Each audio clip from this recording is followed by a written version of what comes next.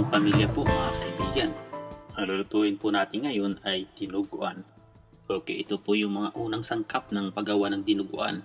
Una po sa lahat, ito yung ang lamang loob ng baboy. Optional po ito mga kaibigan. Kayo gumamit ng laman ng baboy lang. Kailangan po natin yung water, yung onion and garlic, at saka yung pork liver. Ngayon, una sa lahat, ilalaga po natin yung baboy. Lagyan po natin ng water yung pot.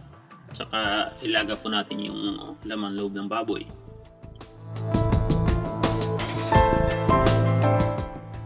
Okay, ilagay lang po natin itong mga laman loob ng baboy at saka yung pork belly. Tapos ilaga po natin ito ng 30 minutes o until lumambot yung baboy. Okay, habang hinihintay po natin lumambot yung baboy, pwede na po natin munang prepare yung ibang ingredients. Ngayon, prepare po natin yung onion. Kailangan po natin hiwain ito ng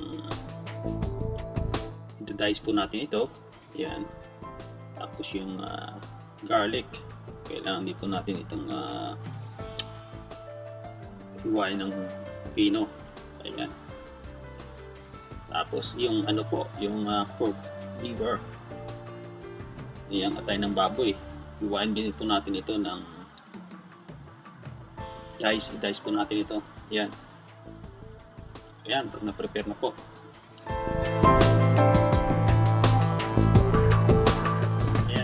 Ayan, lumambot na po yung ating baboy. Ngayon, i-drain po natin ito. Kailangan po i-save natin yung sabaw kasi kakailangan natin ito mamaya. Ayan, i-save lang po natin yung sabaw. Ngayon, kailangan po natin i-dice din po yung baboy, pork belly at saka yung mga lamang loob ng baboy. Yan, mga ganyan po kalaki. Huwag lang po kalimutan, sa tamang sangkap ng ating lulutuin ay makikita po natin sa www.lutongpangpamilya.com. Ito na po yung mga sangkap ng ating lulutuin. Una sa lahat, yung dinice nating pork, nandyan po. Tapos yung dinice nating onion at saka garlic. Saka yung dugo ng baboy. Saka yung pork liver na hiniwa na po natin kanina. Ito yung patis o fish sauce. Yung vinegar. Yung sugar. Ang salt, tapos yung oil, at saka yung pepper. Okay, isa na po natin ang pagluluto mga kaibigan. Kuha po tayo ng saucepan. Ito po, then i-heat po natin ang oil. And then igisa po natin yung garlic at saka ang onion. Ayan. Nasa lahat, ilagay po natin yung garlic. Sarap po pag kunting brown po yung garlic.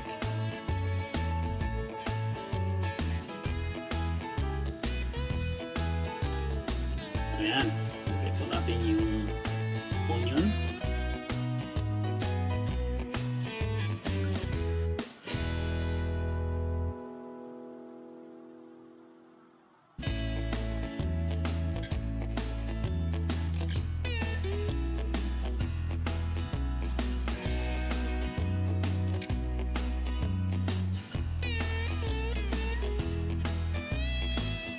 Tapos ilagay po natin yung dice na pork.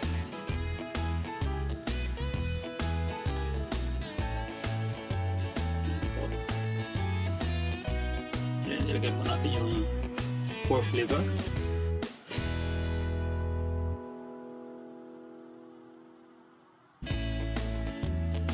I-add po natin yung patis and fish sauce. And then add the salt.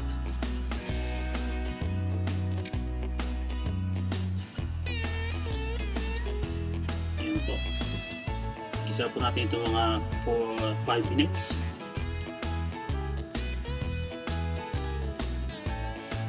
Then, pag nag-isa na po natin ng 5 minutes, ito na po. I-add po natin yung vinegar, yung suka. Okay, pakuloyin po natin ito at huwag po takpan at huwag po haluin. Ayan, medyo tuyo na po yung niluluto natin.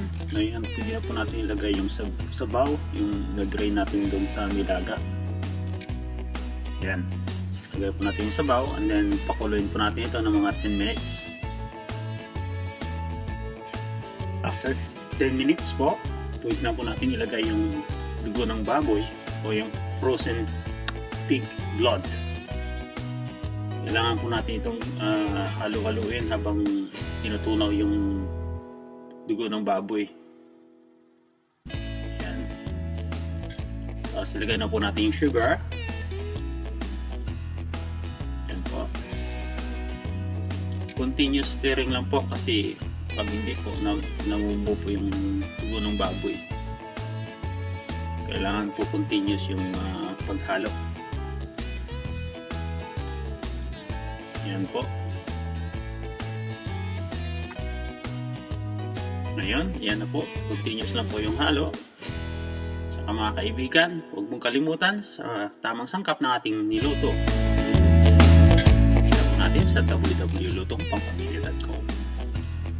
Ayan po. Ayan, natunaw na po yung dugo ng baboy. So, lutuin lang po natin ito. At hanggang ito ay maging lumapot ng kaunti. Continuous stirring lang po.